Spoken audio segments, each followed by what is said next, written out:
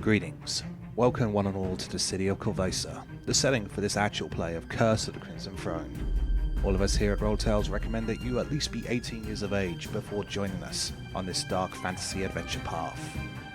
Curse of the Crimson Throne contains mature content and discretion is advised. Now the time has come. Prepare yourselves. This is a tale of cause and effect. Let's play a game. Let's roll. Greetings and salutations, and welcome to the Tales of the Rolling Variety. I'm Mark Alexander, your GM for this game as ever. Welcome back to Edge of Anarchy, the first book of the Curse of the Crimson Throne adventure path. I'm back with Alex, Greg, and Topher today. No Kieran again. Not going to lie about this. It's not how we do it, but basically, this is the same recording block as the session from last week. So technically, Topher is still not Topher. Sorry, Kieran is still celebrating his wife's birthday. So, many happy returns to Mrs. Shepherd. But we're here and we're ready to rock and roll because it looks like the party are getting themselves into a bit more trouble. And believe it or not, today's encounter in the actual book is apparently a thing that doesn't happen usually around Corvosa, but it does actually happen, and it is known to happen on the odd occasion.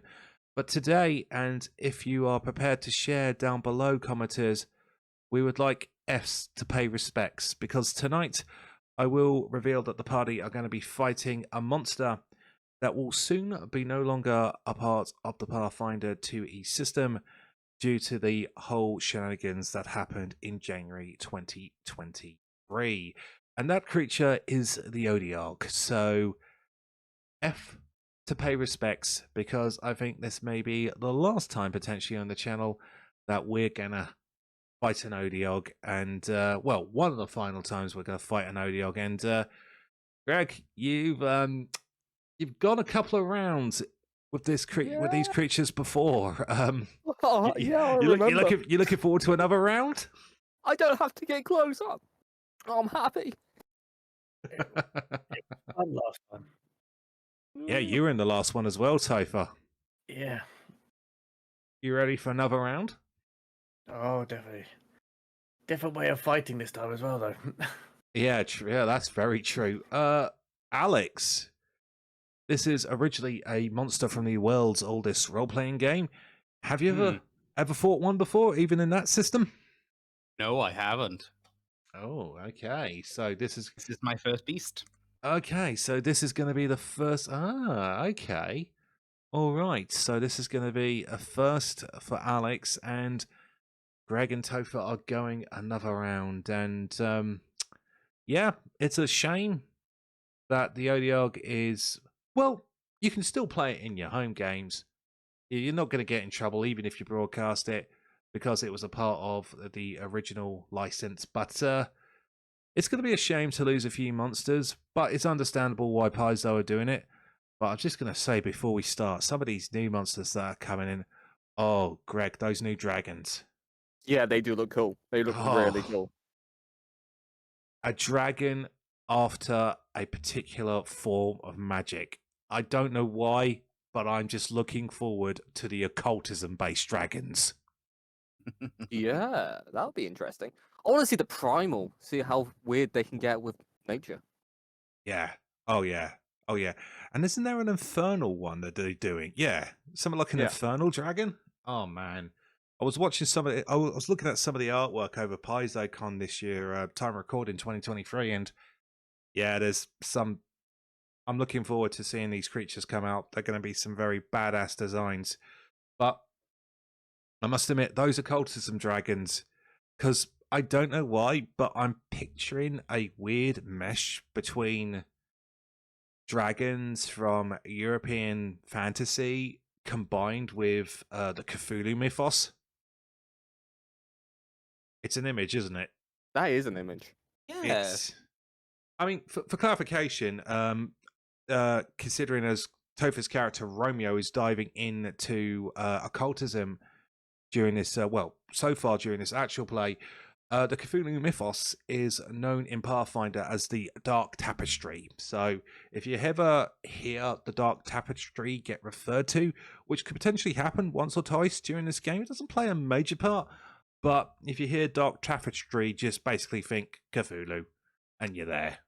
Out of gods, that sort of thing. And yeah, there's going to be some splashes here or there of it. So Romeo's occultism skills may come in handy. So, shall we have this encounter with this departing monster? Let's go. All right then. Let's do a recap and let's get ready to rumble. So, the last time on Curse of the Crimson Throne, our party of adventurers concluded their business, or their first task, with Field Marshal Cressida Craft, and was rewarded for it, and also given an apology and some assurance.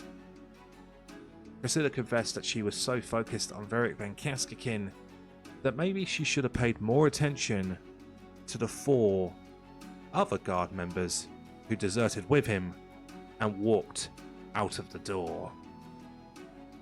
In exchange, the party were awarded 20 gold's worth of credit with the Corvosan Guard, and also they had their wounds and injuries patched up thanks to the chirurgeons of Citadel Volshnek. They then spent a couple of days, as Cressida revealed, being impressed with the party, that she had another job for them, but she was going to take a few days to make sure her diligence was done this time, and to make sure the party went in with all the information that they needed to know. So, they spent a couple of days not concluding, but basically living out their lives and doing some personal business.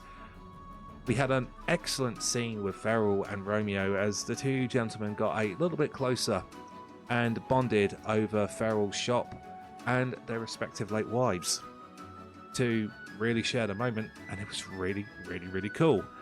Meanwhile, Ark did some digging.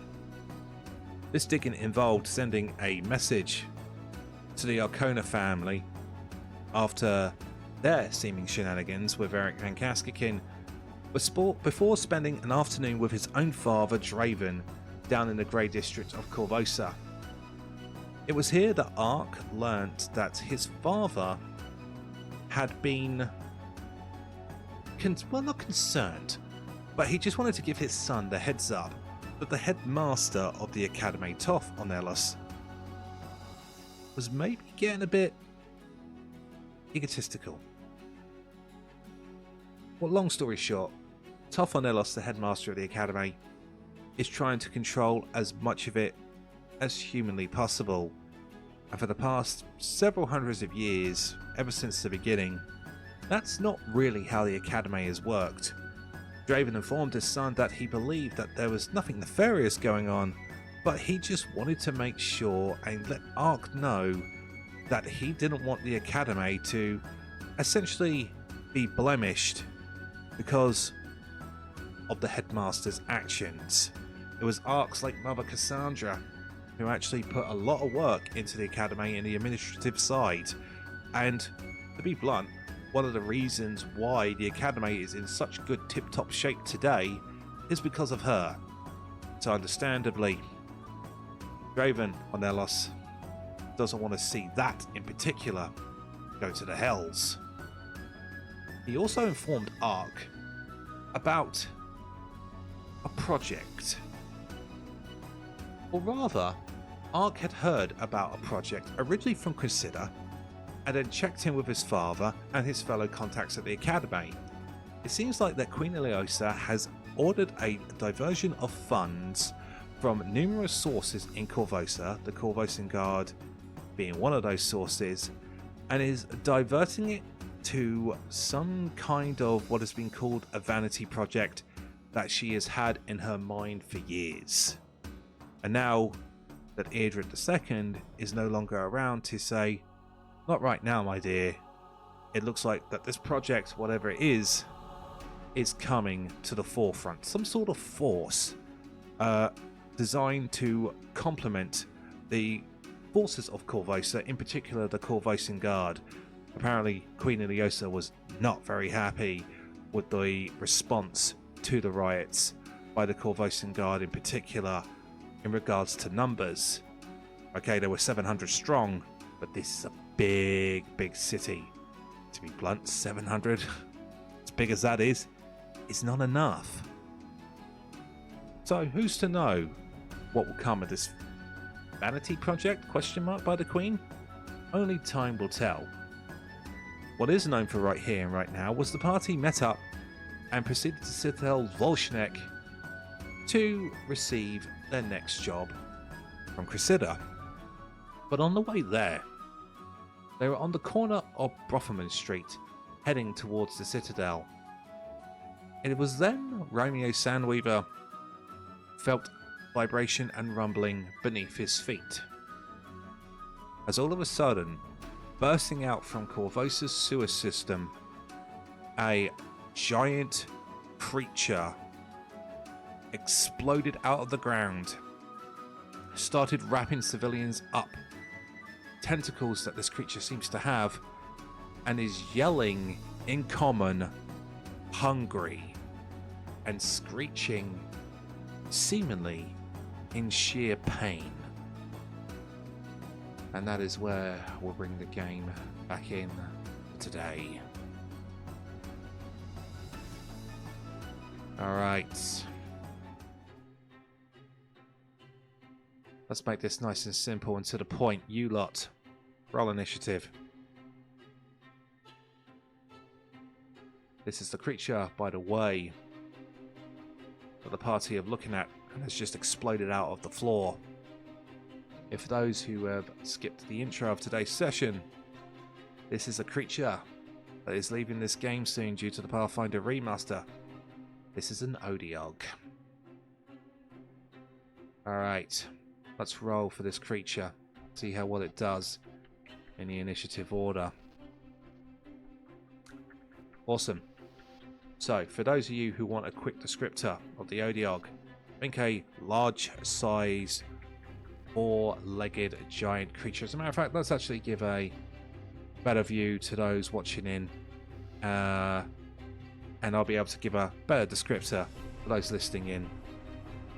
So, imagine a giant creature, four-legged, three tentacles all over its body, and its head is basically one massive mouth with sharp looking jaw like teeth and a long dark blue and purple elongated tongue. It also has a terrible stench coming off of it. Now all the player characters will know from living in Korvosa that these creatures are actually very common to the city because they are essentially used as sewage cleaners. But it seems like that this one has risen from the sewers and is looking for something else to eat rather than its usual. So let's get some initiative orders. Let's go in icon order. Farrell, what's your roll? 23. Ark. 25. And finally Romeo. 22. Alright, I'm going to let you all know you do actually beat the Odiog in the initiative order. So let's get the marker on Ark, who technically goes first. But let's all inform the folks first, though, of a situation that Topher spoke about while we were offline getting ready for this session. And Topher, before we begin this combat, tell the folks at home what you told me. So, because of the fact that Romeo has been retired for quite some years, he doesn't normally carry weapons with him. So, he would normally just carry a small, dagger, but he's now been given a nice silver one. But he wouldn't, as we were just meant to be going to have a chat with the Citadel, he wouldn't want to look menacing and aggressive walking down the streets. So he would have left all of his equipment at the house. So he is at the moment only carrying a silver dagger in the side of his boot. All right. So, I appreciate such actions that the party do. I like such RP actions as long as the other party members are cool with it. And they all agreed that this was pretty badass and fair and makes sense. So, for this in exchange, Romeo, I'm awarding another hero point into the pool. So technically you start this encounter with a total of 5. Let's get into encounter mode itself. Ark, you're the first one up. Oh, Mark, sorry, can go I quickly ahead. ask? Yes. Can we place ourselves where we would roughly be? I beg your pardon. This one. Yes, you. I must admit, I forgot about that. Yes, feel free to position yourselves for this, where you would be walking, etc.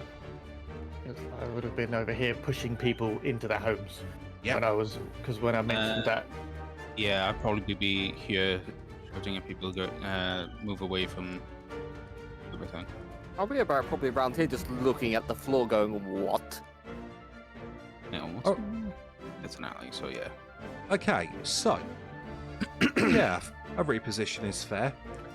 So, although they are not on the map, imagine civilians also fleeing around everywhere, Romeo trying to help them out, because Paizo is still in a state of unrest, and well, the streets are not as busy as they usually are. For example, if you look around you, it's pretty much all doors locked, all windows still shut at the moment. But the people still have to get on with their day to day. So there's not enough people where these squares would be difficult terrain, but just remember and picture during this encounter mode that you're essentially not alone out here. Alright, Ark, we now start with you. 3 actions, what are you doing? Just need to measure things. Okay, so Ark is going to move to there.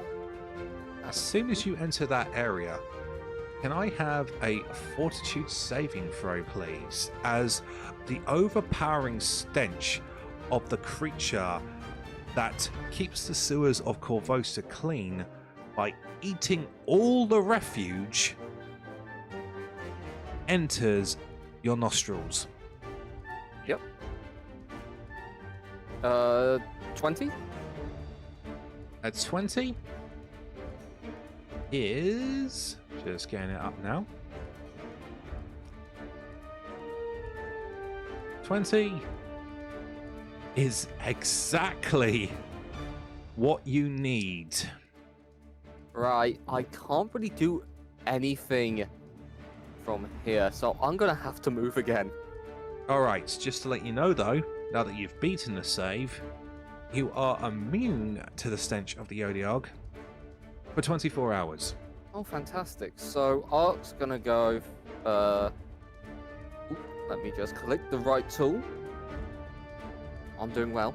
Up to there, and then across to there, and then use his last action to take cover. Alright then, so are you just taking cover, or are you actually hiding with it? Or is it one of the two you can do? Let's have a look. Take cover. So take cover is an action in this game. Requirements. You're benefiting from cover, which Ark is, are near a feature that allows you to take cover, which Ark is, or are prone, which Ark isn't. You press yourself against a wall or duck behind an obstacle to take better advantage of cover. If you would have standard cover, you instead gain greater cover, which provides a +4 circumstance bonus to AC. Also, to reflex saves against area effects, and to stealth check to hide and sneak. So no, taking cover is not a sneak, that would be another action. It's just taking cover would give you a bonus to it.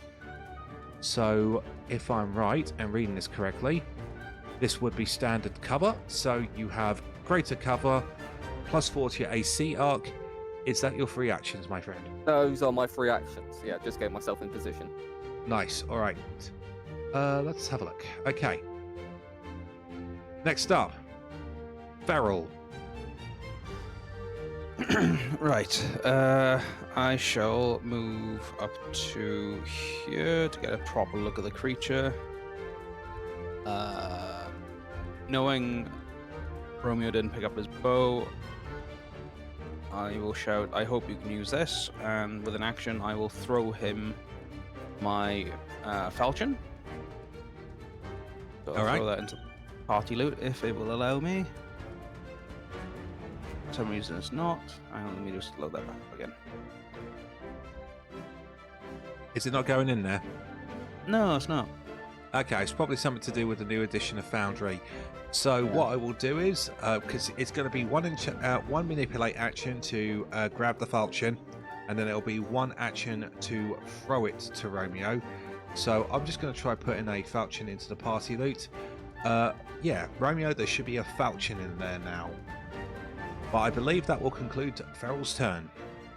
Mm-hmm. Okay. Romeo, it's over to you.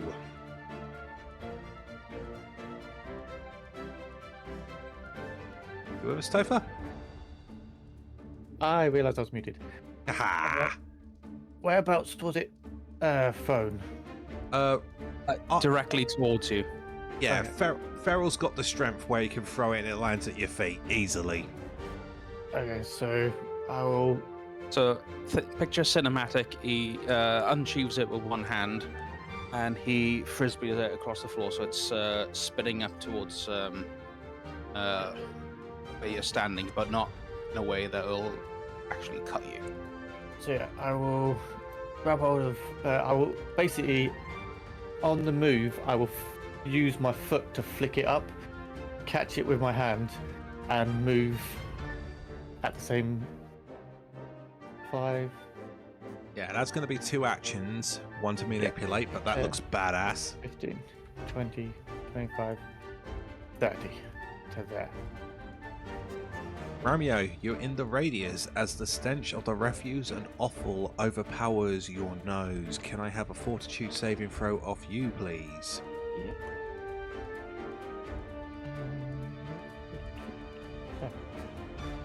That is a natural 20 for 28.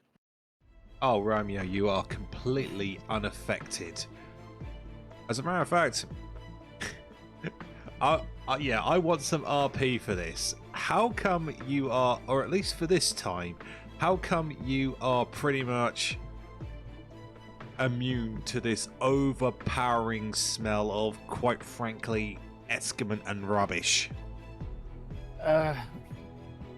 Once I had seen what the creature was, I kind of knew a little bit about it, and having used quite a lot of the sewers and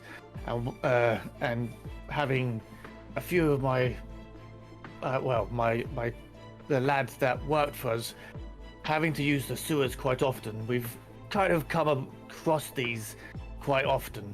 So knowing full well when I'm running towards them, I kind of try and hold my breath for just enough that my body just takes it in slowly, that it doesn't affect me. Like if it had surprised me, I would have been more shocked to have taken an instant breath. But because I now know that it's what it is, it's kind of, I know to only slowly let the air breathe in to acclimatize to his actual stench. Nice. All right. 1 action left, Romeo. Thank you for that. But what's next? I will. I think it's what is it, 1? I believe You think- guidance is a 1. Yeah, guidance is 1 action. Guidance is 1 action. Yes, it is. So yes, I will guide the party. Okay. Who your guidance? It's only on 1 person. I will guide Feral. All right then. So this is a cultism-based guidance. So what does this look like? What do you do? You kind of see him start to he almost starts talking like in a really like ancient language, and even I think even the Odiarch would actually kind of understand some of it. And he just kind of, you see like almost like small purple glyphs in his fingers start to almost illuminate.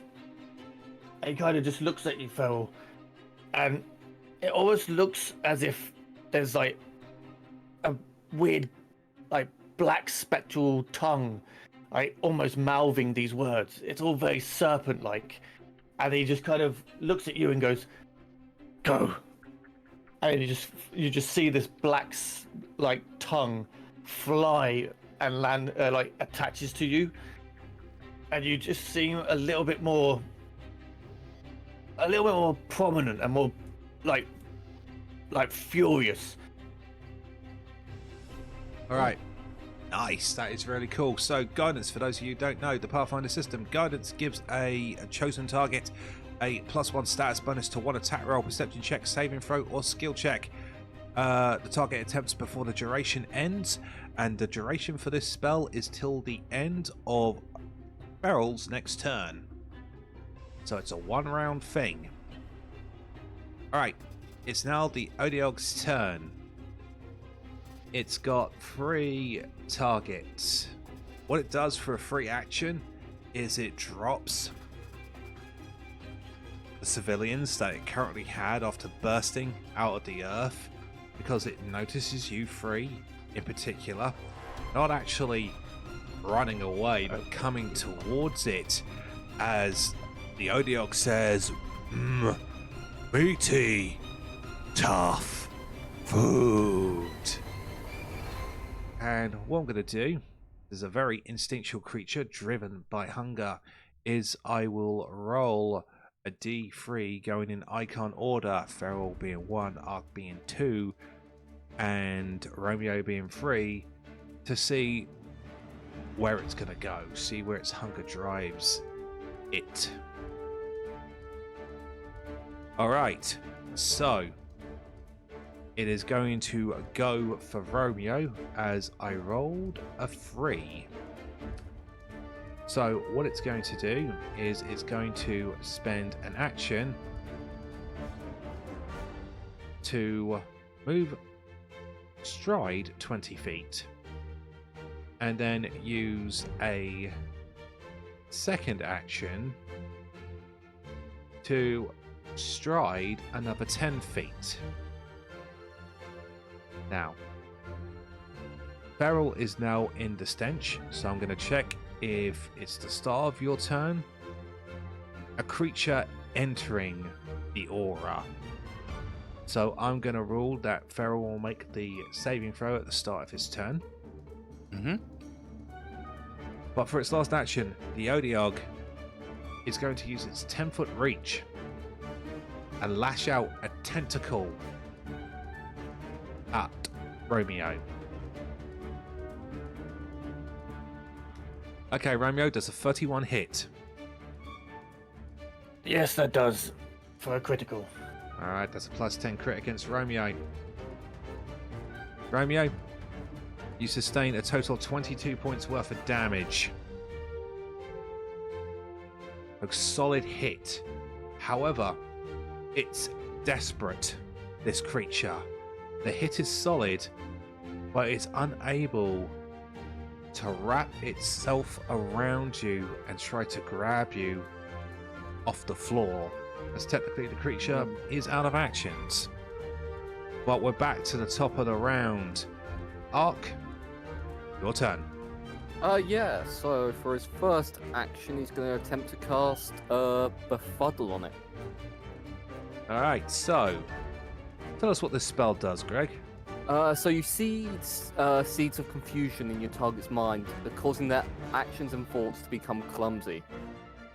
So if he critically succeeds against it, nothing happens. If he has a success, he's clumsy 1 and stupefied 1. Failure is clumsy 2 and stupefied 2. And then critical failure is clumsy 3, stupefied 3, and confused. Alright then. The Odiog needs to make a will save. He rolls the will save and rolls a 16. That is a failure. So the target is clumsy 2 and stupefied 2. Yep. So the stupefied's not going to do much to this bad boy, but the clumsy reduces AC, dexterity-based rolls, reflex saves, ranged attack rolls, and skill checks using acrobatics, stealth, and thievery. So, what does this look like as you weaken this beastie down?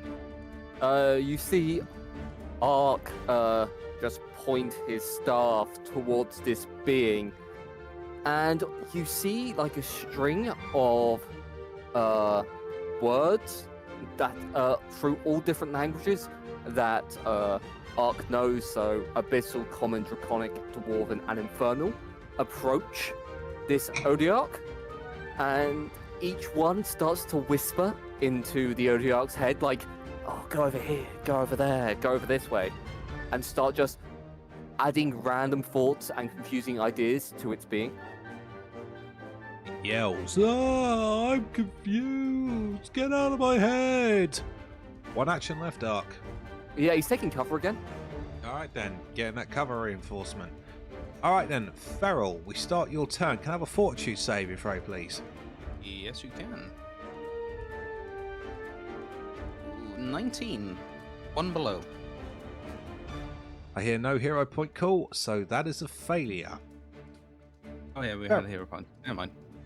I'll take it. Alright then. So, Feral, you become sickened 1, which means, let's see, that's a negative to stats. Let's see, it's a negative to all of your checks, and you cannot willingly induce anything, including elixirs and potions while sickened. However, please note, you cannot imbue anything willingly. And also, you are under the effects of the stench, which gives you a -2 circumstance penalty to make the recovery check from the sickened condition while in the Odiarch's aura. So, you feel a little queasy, you feel a little ill, but you have 3 actions still, my friend. What are you doing? Right. So. Yeah, I should have taken that hero point on that one. Right. Okay. I will first rage. All right. Hang on. The effect on. Feel the rage.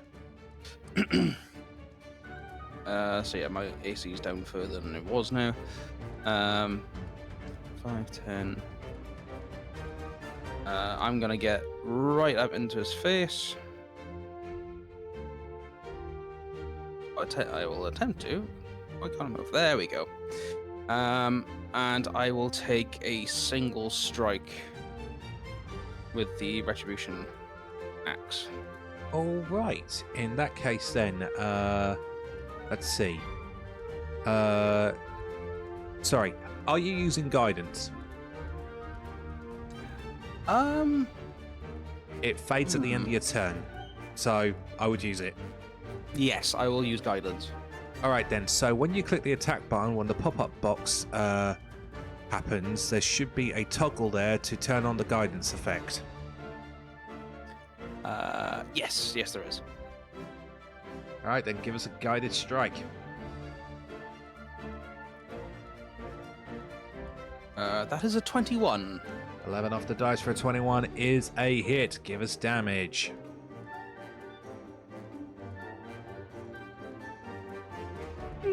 Okay. 13. 13 points worth of damage. As Feral gets things underway for the party. Guidance fades. And now, Feral, you are immune to the effects of guidance for 1 hour. Alright. Romeo, it's your turn. So I will move 5, 10, 15, 20 feet in a straight line. Oh, yeah, 50, and then move 1 to there. so that I am across from Feral.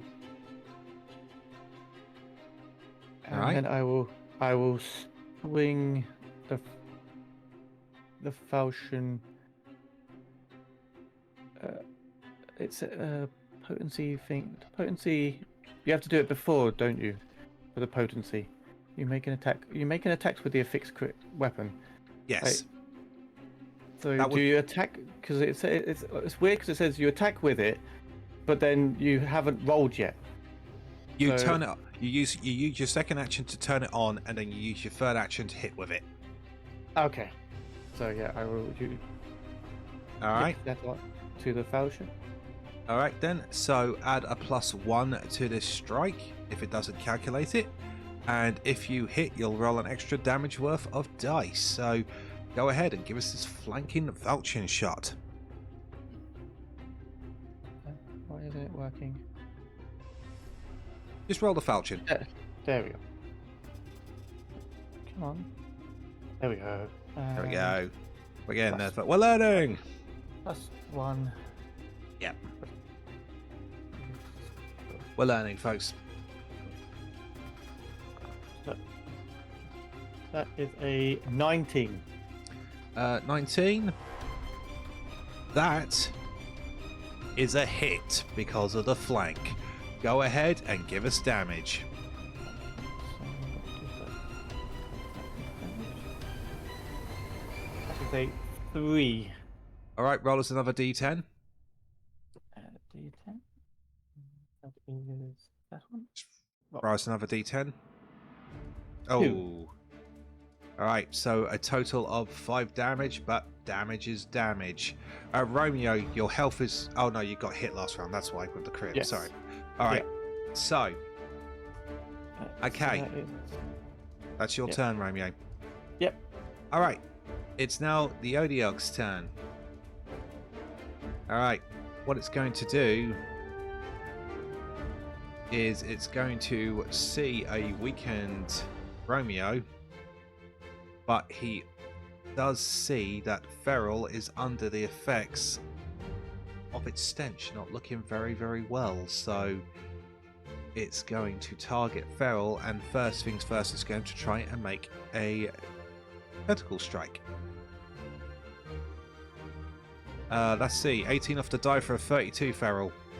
Yeah, that's good. That's a crit, mate. All right then.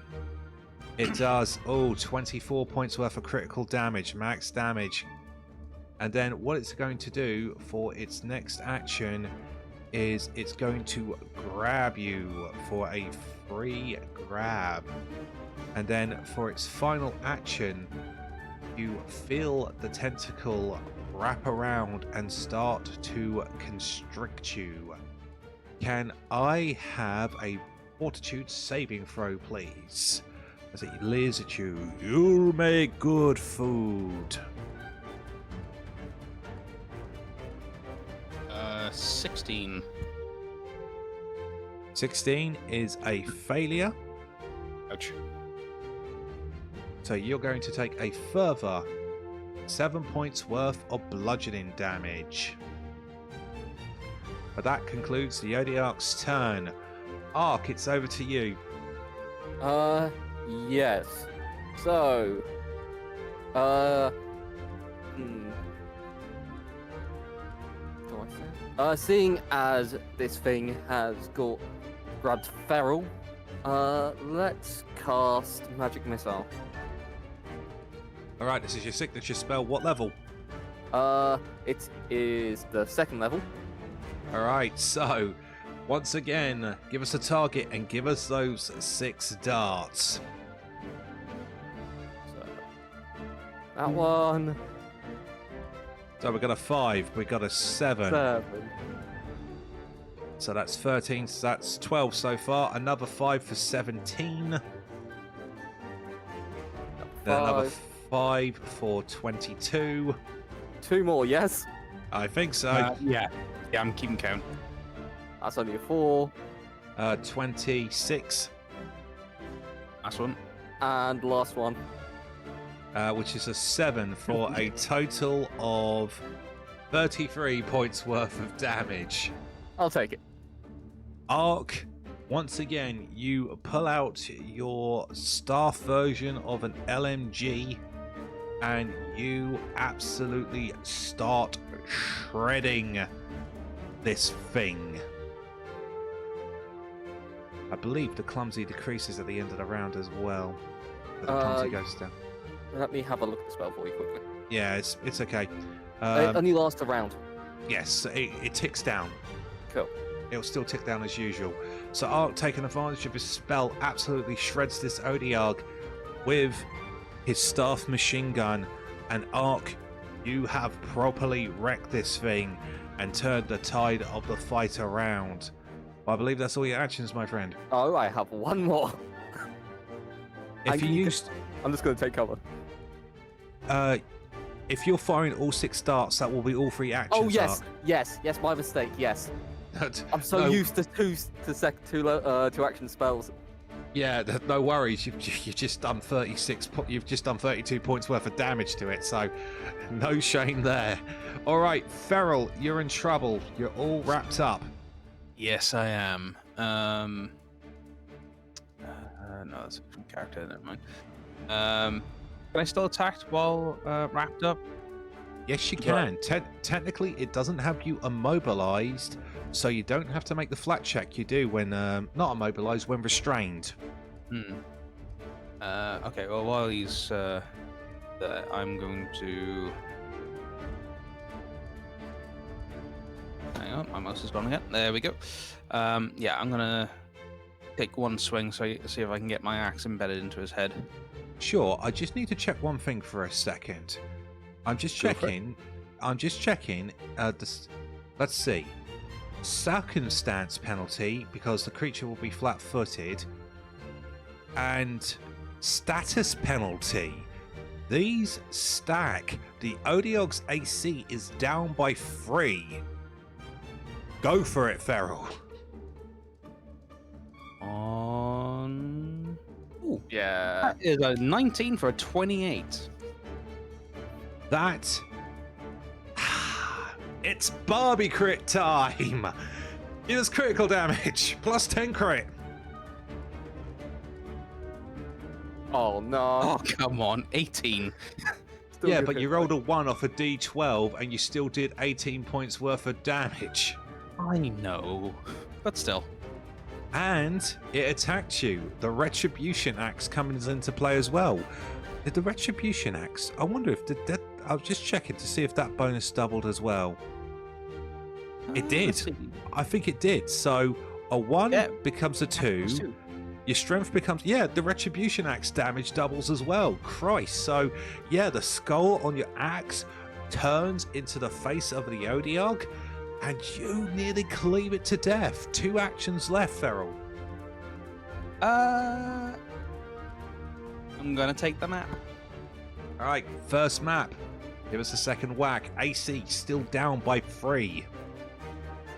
Oh, 15, that's a miss. Would you like to hero point that? I will, yes. All right, down to 4. You did get an extra one. Don't be afraid to use them. Wham, now. On. Oh. It's not It one. rolled off a 19. Oh, unlucky, unlucky. Unfortunately, the dice sound effects are not working at the moment, but we'll try and get them fixed for a future session. But the dice are still rolling, and that was very unlucky. 1 action left.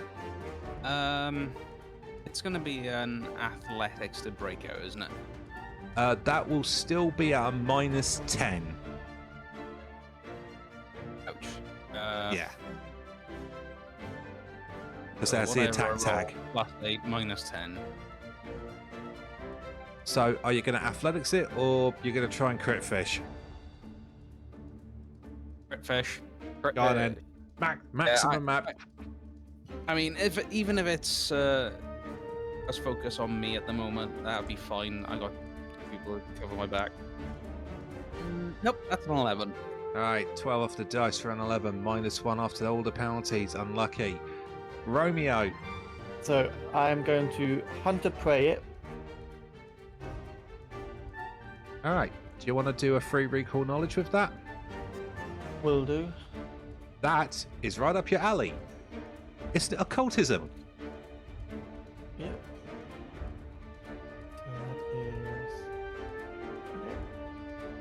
That is a 29. Critical success.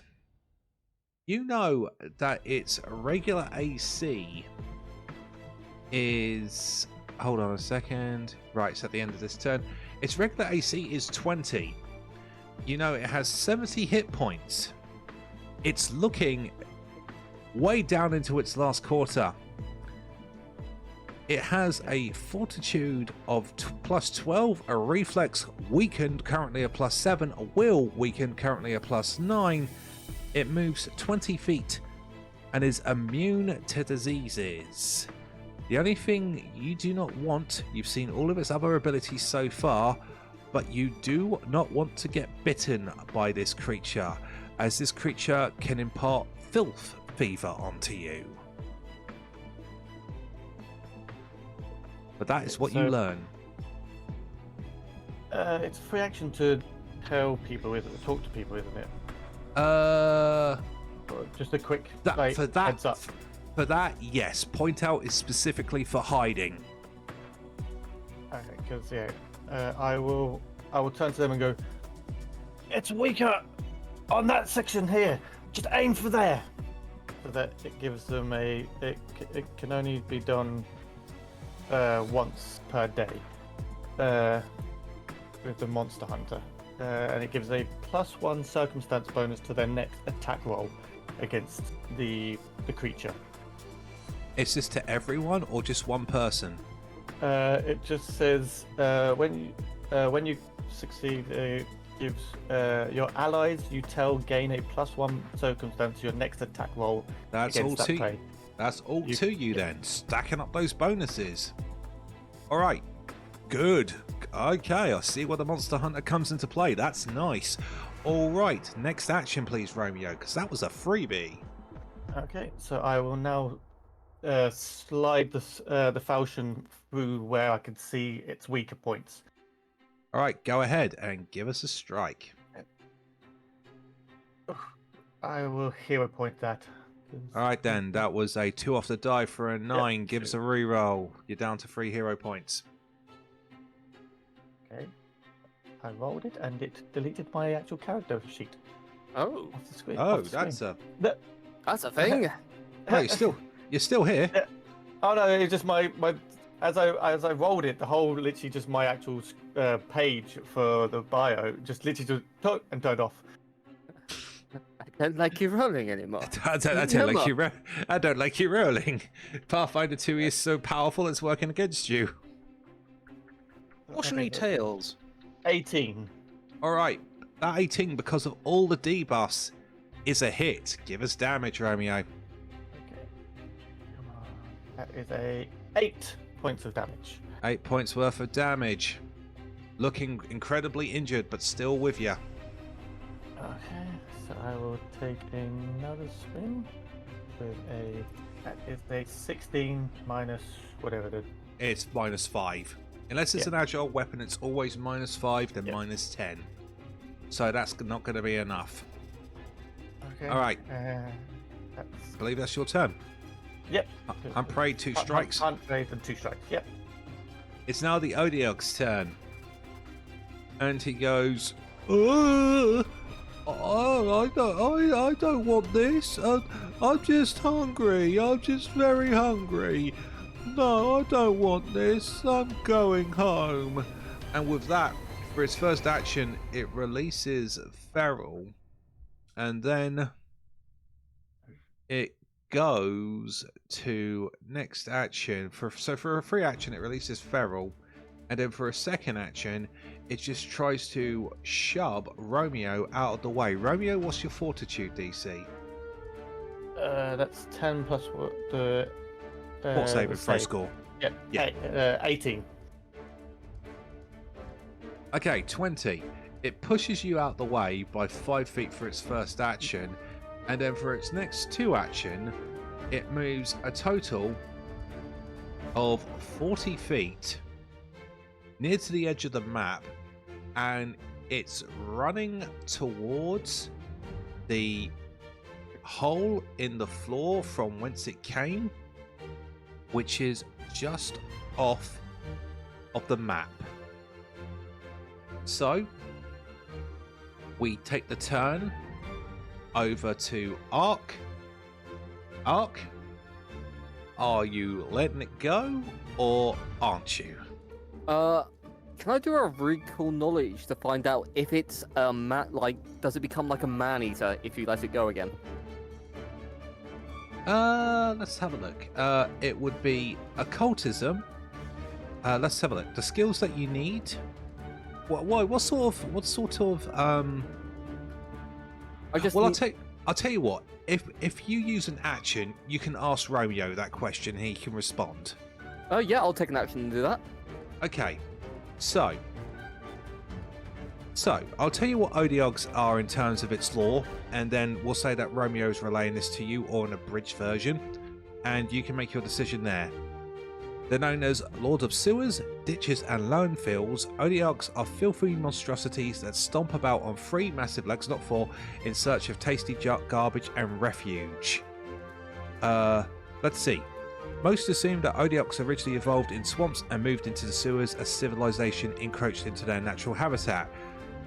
True or not, they are now one of the larger predators in the dank environments. Odiogs are territorial, but they have known to form loose collectives, giving each other important sounding titles like King of Offal. Those who run across an Odiog might be surprised to hear it speak, shouting as its intruders to leave its putrid home, or demanding tribute in the form of trash or other prizes of dubious nature. So, take what you will from that. Then yeah, I will just start slowly walking behind it. Use my first action to do that. And yeah, just stay there, that'll be my turn. Alright then. Do you want to ready something? With. Yeah, do you want to ready something up just in case? No, because doesn't it take 2 actions? I don't have anything. I use 1 to talk to Romeo, 1 to move. Okie dokie. Yes, beg your pardon, thank you. Beryl, it's over to you. You see the same thing. And you hear the same thing. How do I remove the sickness again? It's been a while since I've had that. Fortitude saving throw against the DC. Right, okay. Yeah, I'm gonna first action. I'm going to try and get the sickness out. All right then, because of this. Oh, you're out of the stench, so you're not going to have the penalty. Okay, go ahead and give us a fortitude saving throw.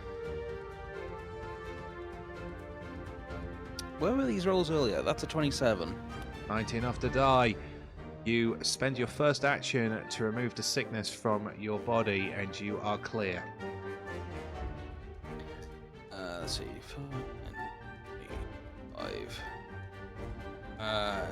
Yeah, I will then move up next to Ark. And also keep an eye on what he does next. Alright, fair enough. Romeo, what are you doing? So what I'm going to do is Romeo's going to chase and basically follow the Odiarch up to its hole. So he's going to go 5, 15, then 20, 25, 30 for the first, and then he's going to follow. He's going to put himself where the hole is, but for the third action, he's going to sheath the blade and just place it beside him to make sure that so that the Odiarch will just keep on moving towards the hole and not show as a threat. Alright then. It's the Odiog's turn. And yeah, he's like, no, get away, get away. I only wanted food. Things in sewers are bad. And Really? with that, he spends all 3 of his actions shouting that as he goes. He disappears back into his hole and off the map, and we are out of encounter mode. Well done. Good victory. You earn yourselves a total of, I believe that street encounter is 60 experience points. 210, I believe. Yes.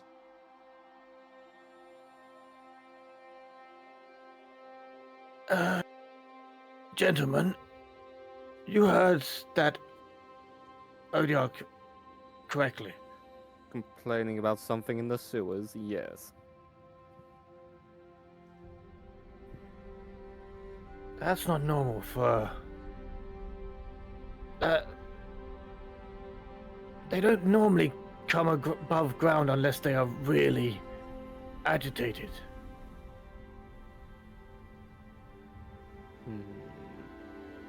Maybe it's to do with the riots. Disrupted even the sewers. Possibly. All around you, the people of Corvosa start to give you a nice, respectful round of applause and some whooping and cheering. Oh, I think it's time to move on. Yeah, let's go see Croft and she can arrange someone to sort out this hole. Yeah, as soon as you even mention that, I will say for the sake of time and ease, is you do actually see the Corvosan guard actually starting to head down from the citadel now, but the reason why you were responded so fast, because that was only something like 18 seconds, and you were there right at point 0. So as they come down, you start to leave, and they have this situation well in hand, and we head back to Citadel of Volshnek. If you want to place yourselves there. You arrive a little bit later. I'll say after all of that. It's about 25 to 12. As Priscilla Croft is there, and you walk up into her office looking at her summons, and she just looks at you and says, "Oh, my friends, please don't tell me you were in that Odiok uprising just now." How could you guess? Yeah. Are you all alright? No, Be fine. actually, Had better days. I must confess, Ark, you are looking a lot better than when I saw you a few days ago. Regardless, no, I did not, well, I did not see it, but I certainly hell's heard it, and dispatched the troops out as fast as I could. Police told me they at least turned up. Yes, they were coming down as we were going up. Mm-hmm. Oh, really? You managed to take care of it then? Yes, it's retreated back into the sewers. Said something about it being bad down there. Its natural food source seems to be not to its liking anymore, so he was after something a bit more Easy. eaty. it's not eating down there. It was a starved Odiok. Oh god, this is so painful. So it took a couple of swings. Oh, Go and get yourself healed up, and then come and see me once you're done. I have clerics from the Grand Vault here today, and, well, while you're working for us, you will have access to their abilities too. Don't worry, they are Abadarian clerics, but with the arrangement they have with us, their services have already been paid for. Please go get yourself patched up and come and see me when you're all ready.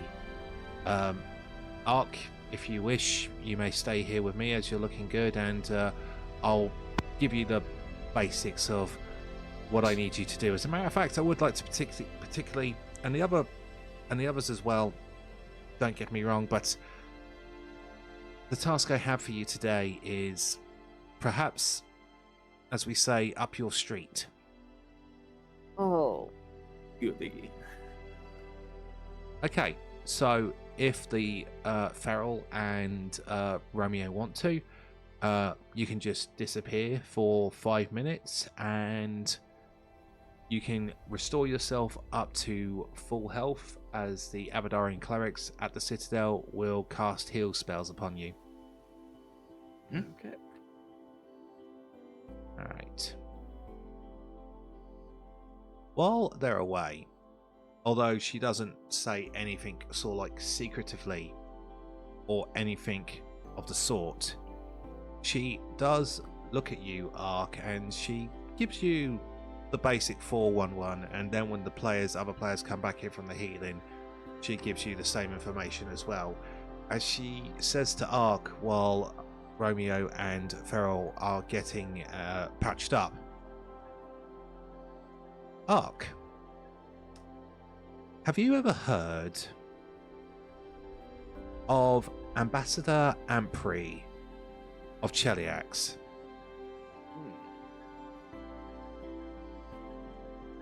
Don't believe I have of Chiliax.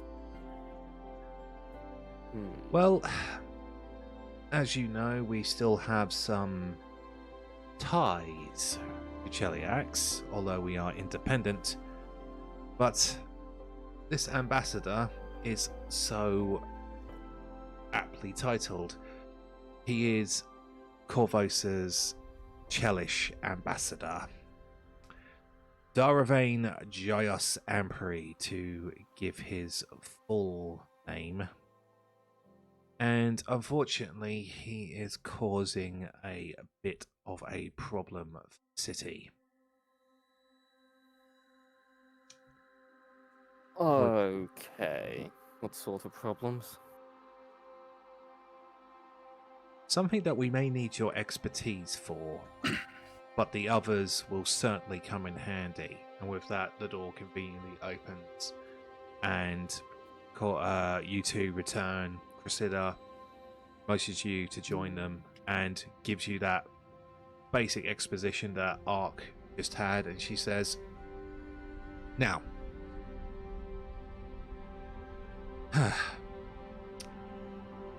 Ambassador Ampri is up to something that could actually degrade our city into sanctions, embargoes, or even war against Cheliax if we don't act now. A friend of mine, a swordsman teacher up in Old Corvosa, a man by the name of Vencarlo Orsini, has given me this information, and I'll put it this way for the sake of ease, if you've never heard of him, I actually trust Vencarlo with my life, so I know any information he gives me is good. Plus, I've also had the personal pleasure of meeting Daravane himself. His disdain for Corvosa is well documented, though he has taken great pleasure in what our city has to offer. Even before this recent unrest, this man was already to recommend to his government a sanction on trade, or perhaps even an embargo. Now, and Vencarlo has learned that through his own considerable resources, that Ambassador Ampri's actual goals are to undermine Corvosa's economy to the point where he could buy up large portions of the city from desperate landholders. I must confess, it's a solid plan. He plans to establish himself in a position of power here before advising at the end of the sanctions with his allies in Cheliax. Now, we can't let his bias or personal plans hurt Corvosa, yet because of his position, we can't take drastic action either. Not only would killing him be wrong, it would simply martyr him in Cheliax's eyes. Now, this is where the four of you come in, and I have also spoken with Ronursh about this assignment, and I have sent him ahead on a little scouting mission, because this is an area that Ronursh will know from his past, and this is an area that Master Ornelos here deals with on a near regular basis. You see, as she looks at Ark, like most people in this city, the ambassador has his habits. His particular habit, and she kind of looks at Ark with a look on her face that indicates, I know what your reaction is going to be. His particular habits is in Eel's End. Of course it is. The long and short of it is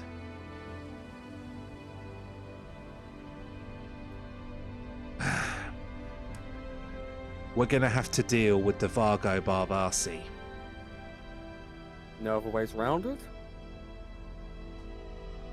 The King of Spiders, as he is known, is the leader and the operator of Eel's End. I would personally love to put this man out of business, but he pays the vice taxes regularly and he never causes any problems. What's weird about it is, since he keeps his business contained entirely within the 5 ships moored at Eel's End, he's actually the least of my worries. Truth be told, I cannot even decide, Ark, if the Vargo is a Sturge or a Kraken. You probably have your own opinions on the man. He comes across most days as a blood-sucking pest, but sometimes I fear how far his tentacles have gotten into our great city. Not only is he a thug and a former smuggler from Riddleport, this man is a power broker. And a serious one at that. How? I do not know. But as Ambassador Ampri frequents there, then he, Devargo Barvarsi, would have the dirt required to handle the ambassador in a much more subtle way.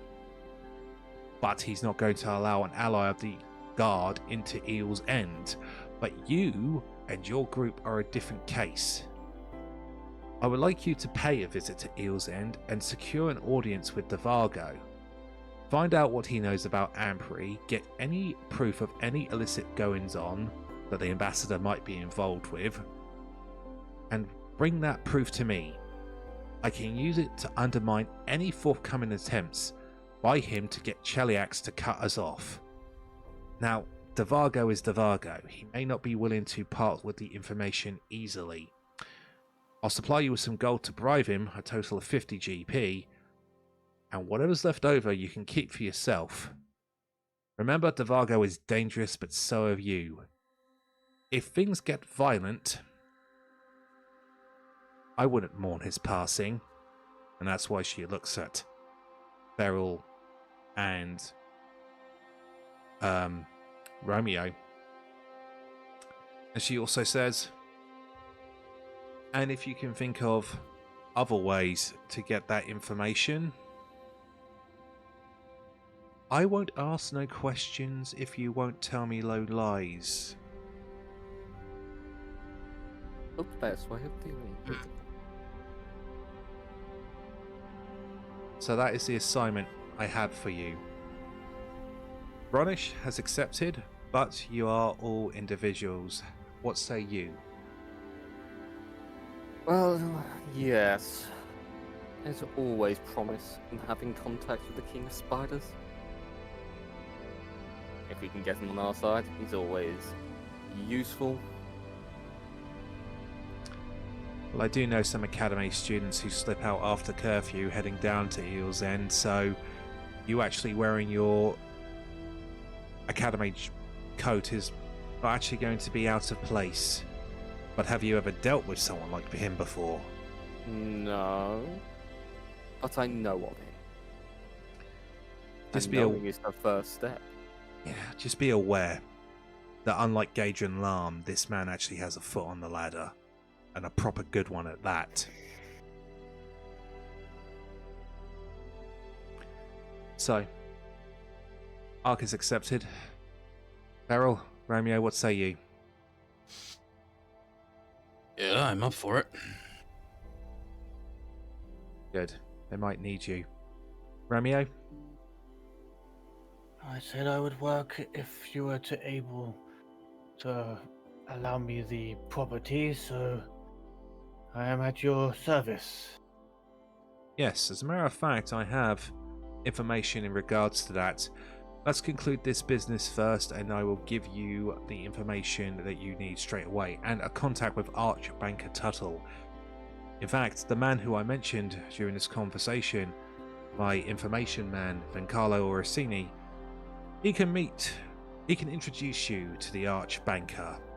In fact, he has his own business to deal with Archbanker Tuttle himself, so if we can sort this out first, then we can even get this done for you in return, Romeo. As for the rest of you, the reward, keep what's left of the 50 gold pieces. And, like before, my budget is limited due to current going on, but I will sort something out for you. Alright. Speaking of your budget, Yes?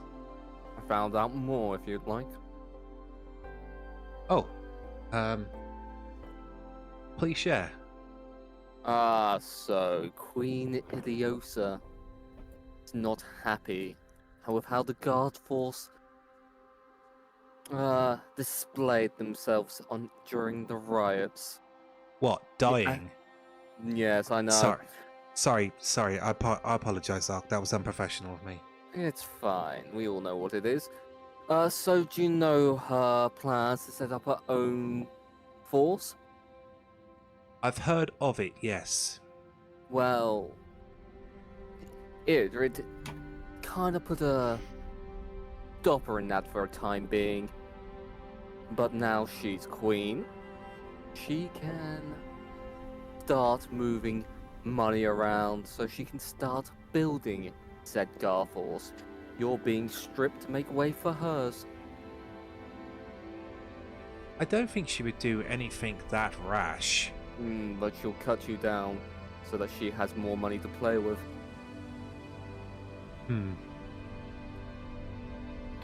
That is not a way a queen should act. She is young. She is young. She is only 21 years of age and inexperienced. I mentioned she was a politically savvy aristocrat, but governing in a city-state is a completely different kettle of fish, as they say. And to make matters worse, the news hasn't gotten out about this yet, but you are all trustworthy enough. The castle Seneschal has disappeared. It's just one thing after another at the moment. Are you familiar with Neolandus Kalopoulos, Ark? You I've are. seen my father deal with him more than I have. Well, this actually is something that predates the riots and even King Eardred getting ill. It seems like that Neolandus, for a little bit of time now, has disappeared. No one knows why. However, Neolandus is not only the man who runs the day-to-day operations of Castle Corvosa, thus the responsibility of the Seneschal, but he has the secondary responsibility, also as Seneschal, to be the Crimson Throne's right-hand person. Out of game for a second, I'll use a Game of Thrones reference. He's essentially the castle manager mixed with the hand of the king. So, Okay. back in game, Cressida says, yes, this actually this predates before all of this started, but I'm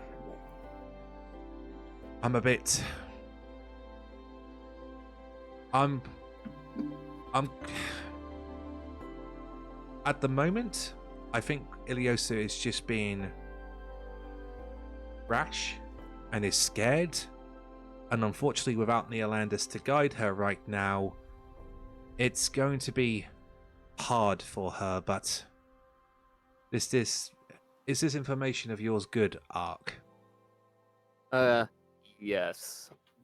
Unfortunately, I probed different sources and they all came back the same. Alright. Then, that is the situation. As the Field Marshal of the Corvosa Guard, I will have to monitor. Thank you very much for aiding me there. But, for now, Zavargo Barbasi.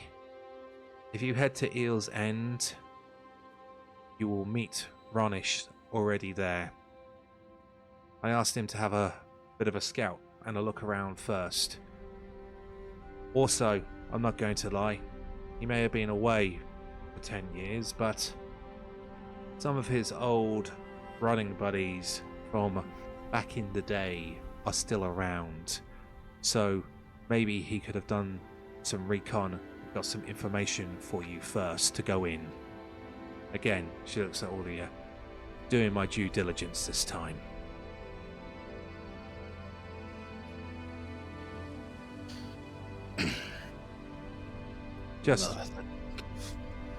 Yes, just prepare yourselves, okay?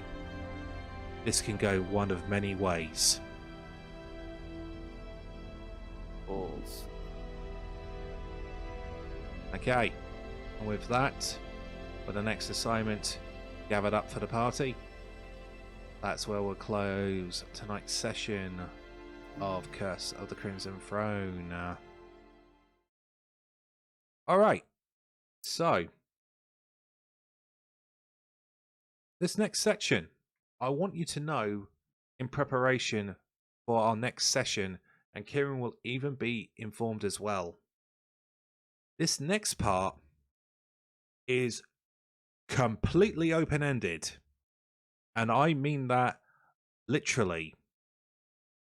There are so many ways that you can tackle this, and literally you have got full freedom in this scenario. So, you'll get some information next session when you get to Eel's End, but in the oncoming week, I do actually recommend you have a think, or we'll chat in the Discord about how you want to proceed with this, because this is, again, repeating, this is truly an open-ended scenario. So, I'm looking forward to. I'm seriously looking forward to this. I haven't run Eel's End in a while, so happy to be running it again. The next session. Where's actually Eel's End? It is up. It's just appearing on the map now. It's up in Old Corvosa, just off Wave Street to the east. Oh, so it's in this area. It's still in this. There we go. Eel's End should now be on the map. Okay. Yes. It is a series of ships moored up at a dock. So next time, we go to the Mos Eisley of Corvosa. But until then, folks, thank you all very much for watching, and we'll see you then. Take care. Bye-bye.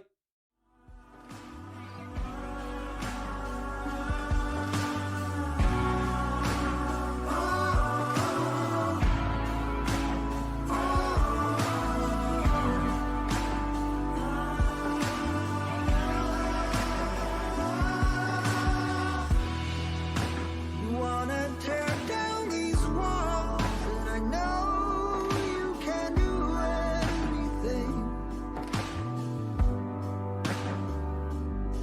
But it's too late, too late, too late, too late. Slide down the rooftop, slide down the